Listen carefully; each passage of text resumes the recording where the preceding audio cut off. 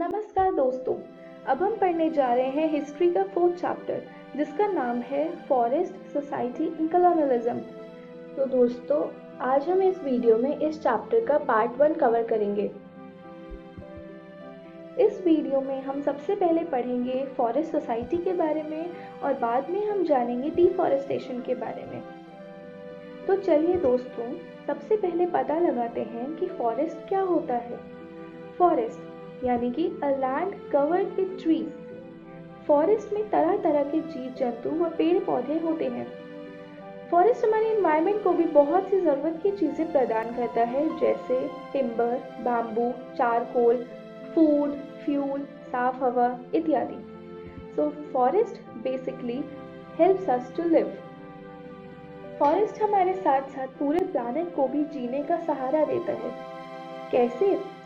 वो अपने अंदर कार्बन डाइऑक्साइड को अब्जॉर्ब करता है और ऑक्सीजन को छोड़ता है। तो दोस्तों, अब आप समझ गए होंगे कि फॉरेस्ट कितना ज़रूरी है हमारे लिए। चलिए अब फॉरेस्ट सोसाइटी के बारे में पढ़ते हैं। फॉरेस्ट सोसाइटी वो सोसाइटी है जो जंगलों में अपना घर बनाकर रहते हैं। इन्हें आम शब्दों में आदिवासी भी कहते हैं। यह लोग अपना भोजन से लेकर कपड़े व अन्य ज़रूरत की चीज़ें फॉरेस्ट से ही लेते हैं। खाने के लिए ये हंटिंग और गैदरिंग की हेल्प लेते हैं। इस तरह की सोसाइटी इंडिया और बाहर के देश में आज भी पाई जाती है। तो चलिए दोस्तों, अब पता लगाते हैं डिफॉरेस्टेशन के बारे में। डिफॉरेस्टेशन यानी कि वनों की कटाई। जब पेड़ लगातार कटते जाते हैं और हम नए पेड़ नहीं लगा पाते तो उसे हम डिफॉरेस्टेशन कहते हैं। अगर दूसरे शब्दों में बात करें तो deforestation is the permanent destruction of forest in order to make the land available for other uses. ये प्रोसेस बहुत साल पहले ही शुरू हो गया था जब शिफ्टिंग कल्टीवेशन होती थी, लेकिन उस टाइम सिचुएशन हाथ में थी। लेकिन ब्रिटिशर्स के आने के बाद डिफॉरेस्टेशन बहुत ज़्यादा बढ़ गया और इंडस्ट्रियलाइजेशन ने तो डिफॉरेस्टेशन को और भी बढ़ा दिया। 1700 टू 1995 में करीब 13.9 million square kilometre forest cut हो गए, जो करीब 9.3 वर्ल्ड का पूरा टोटल एरिया माना जाता था। तो दोस्तों, आपने देखा डिफॉरेस्टेशन ने कितना नुकसान किया। तो चलिए अब हम इसका कारण के बारे में पता लगाते हैं। डिफॉरेस्टेशन का सबसे बड़ा कारण था पॉपुलेशन। इस पॉपुलेशन को रहने के लिए जगह चाहिए थी और खाने के लिए खाना। तो ब्रिटिशर्स ने इन सबको नज़र में रखते हुए पेड़ काटने शुरू कर दिए, क्योंकि खाना बनाने के लिए कल्टीवेशन की ज़रूरत थी, खेती करनी थी और पॉपुलेशन को रहने के लिए जगह चाहिए थी। इस वजह से पेड़ कटते चले गए। सन 1600 में अप्रॉक्सीमेटली 1/6 लैंड कल्टीवेशन के अंडर आ गया और जैसे जैसे पॉपुलेशन बढ़ी वैसे वैसे कल्टीवेशन की और ज़रूरत पड़ी।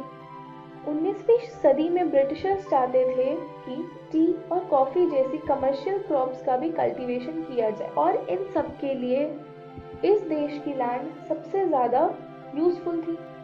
तो उन्होंने कमर्शियल क्रॉप्स का प्रोडक्शन को बढ़ाने के लिए और पेड़ काटे और इस तरह से डिफॉरेस्टेशन और बढ़ गई और हमारा कमर्शियल क्रॉप्स डिफॉरेस्टेशन का बहुत बड़ा कारण बन गया। डिफॉरेस्टेशन का एक सबसे बड़ा कारण था sleepers on the track. Sleepers ये है जो आप इन पिक्चर्स में देख सकते हैं। रेलवे की पटरियों पे ये बिछी हुई लकड़ी की पट्टियों को हम स्लीपर्स कहते हैं। ये रेलवे ट्रैक को पोजीशन में रखने के लिए मदद करती है। 19वीं सेंचुरी तक ओक के पेड़ इंग्लैंड के जंगलों में खत्म हो गए थे, जिसकी वजह से रॉयल नेवी और बाकी के अन्य ज़रूरत जहाँ पे टिम्बर यूज होता था उसकी सप्लाई पहुँचाने में देरी होने लगी। अब बिना लकड़ियों के शिप्स कैसे बनता?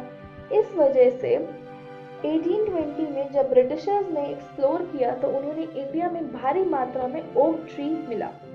बस फिर क्या था, भारत से इंग्लैंड टिम्बर भेजा जाने लगा। टिम्बर को एक्सपोर्ट करने के लिए रेलवे की ज़रूरत थी।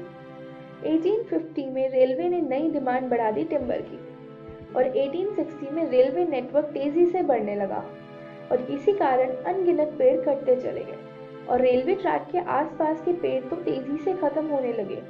इस पूरे प्रोसेस फॉलो करने के लिए आदिवासी हायर किए जाते थे। उन्हें रहने के लिए जगह तो देते थे, लेकिन काम फ्री में करवाते थे। वो ब्रिटिशर्स के लिए काम करते थे, लेकिन उन्हें अपने ही जंगलों में से वुड्स और टिम्बर लेने की इजाज़त नहीं थी। तो दोस्तों, अब पता लगाते हैं कि ट्रांसपोर्टेशन कैसे कारण बना डिफॉरेस्टेशन का। सबसे पहले तो सड़कें बनाने के लिए जगह चाहिए थी।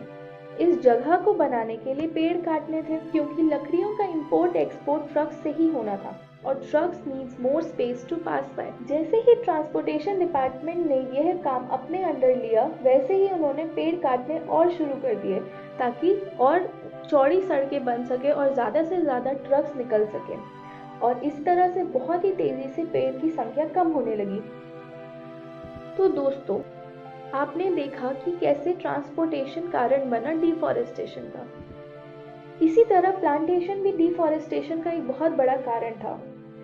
ब्रिटिशर्स चाय के बहुत शौकीन थे और वो सबसे ज़्यादा चाय का इंपोर्ट एक्सपोर्ट करते थे। जब वो भारत में आए तो उन्होंने देखा कि भारत में चाय के बागान की अच्छी खेती हो सकती है, क्योंकि यहाँ की लैंड बहुत फर्टाइल है। तो बस उन्होंने बाकी चीज़ों के साथ साथ चाय की खेती भी शुरू कर दी। और चाय की खेती के लिए बहुत ज़्यादा लैंड की ज़रूरत थी, तो वो सारा उन्होंने पेड़ काटा और लैंड अपने अंदर ले लिया और वो सारा का सारा यूरोपियन प्लांटर्स को दे दिया।